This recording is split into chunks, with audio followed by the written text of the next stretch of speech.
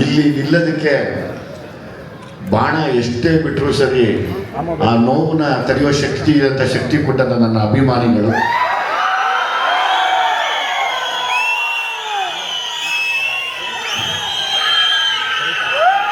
ನಾನು ಮನುಷ್ಯ ಅಂದಮೇಲೆಲ್ಲ ಇದ್ದೇ ಇರುತ್ತೆ.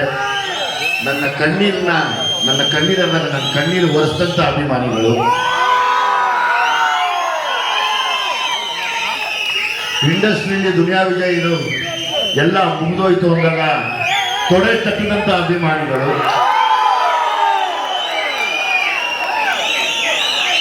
ಮತ್ತೆ ನಿಮ್ಮ ಜೊತೆಲಿ ನಾವಿದ್ದೀವಿ, ನೀವು ಸಲಗ ಆಗಿ ಅಂತ ಹೇಳಿದ ಎಲ್ಲ ನನ್ನ ಅಭಿಮಾನಿ ಸಲಗಗಳು.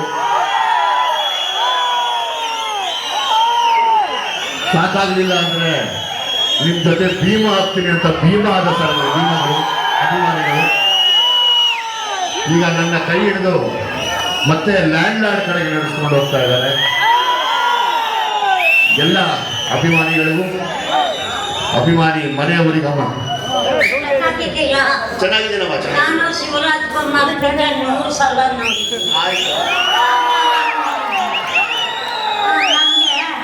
ನಿಮ್ಮ ಕಮಿಟಿಯಿಂದ ಒಂದು ಸನ್ಮಾನ ಮಾಡಿ. ಈಗ ಖಂಡಿತವಾಗ್ಲೂ ಮಾಡ್ತೀನಮ್ಮ.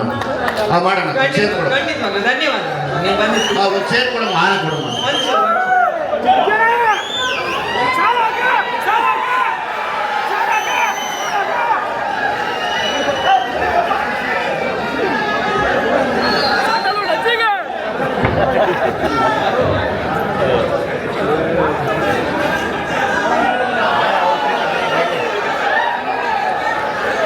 ಒಂದ್ ನಿಮಿಷ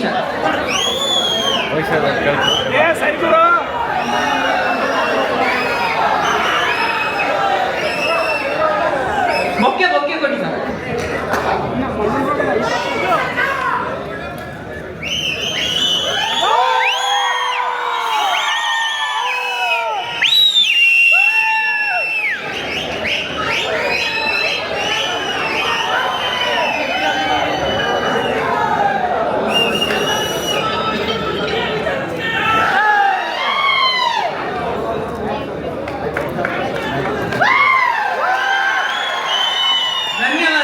ಧನ್ಯವಾದಗಳು.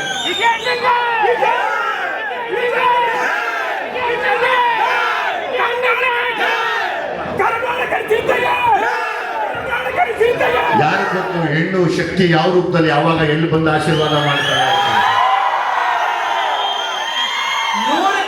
ನಾನು ನಂಬೋ ತಾಯಿ, ನಾವೆಲ್ಲ ನಂಬಿರೋ ತಾಯಿರು, ತಾಯಿ ಭುವನೇಶ್ವರಿ, ತಾಯಿ ಚಾಮುಂಡಿ ಎಲ್ಲರೂ ಯಾವುದೋ ರೂಪದಲ್ಲಿ ಬಂದು ಅರ್ಸ ಹೋಗ್ತಾರೆ. ಅದಕ್ಕಿದೆ ಸಾಕ್ಷಿ. ಹಂಗೆ ಪ್ರತಿಯೊಬ್ಬರಿಗೂ ಬದುಕಿನಲ್ಲಿ ನೋವು, ನಲಿವು, ಕಷ್ಟ ಅಂತ ಬರೋದು ಸಹಜ. ಪ್ರತಿಯೊಬ್ಬ ಕಲಾವಿದರಿಗೂ ಬರುತ್ತೆ.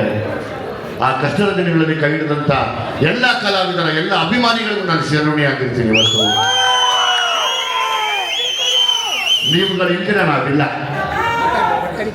ಯಾವತ್ತೂ ಇಲ್ಲ. ನಮಗೆ ಶಕ್ತಿ ಕೊಡೋದೇ ನೀವು. ನಮ್ಗೆ ಒಂದೇ ಬೇಕಾಗಿರೋದು, ನಮ್ಮ ಕನ್ನಡ ಚಲನಚಿತ್ರರಂಗ ತುಂಬ ದೊಡ್ಡ ಮಟ್ಟಕ್ಕೆ ಹೋಗಿ ನಿಂತ್ಕೋಬೇಕು. ಇದೇ ನಾನು ಮೊನ್ನೆ ಒಂದು ತುಂಬಿದ ಸಭೆಯಲ್ಲಿ ಮಾತಾಡಿದ್ದೀನಿ. ಕನ್ನಡಿಗರು ಅಷ್ಟು ಕೀಳಾಗಿ ನೋಡಬೇಡಿ.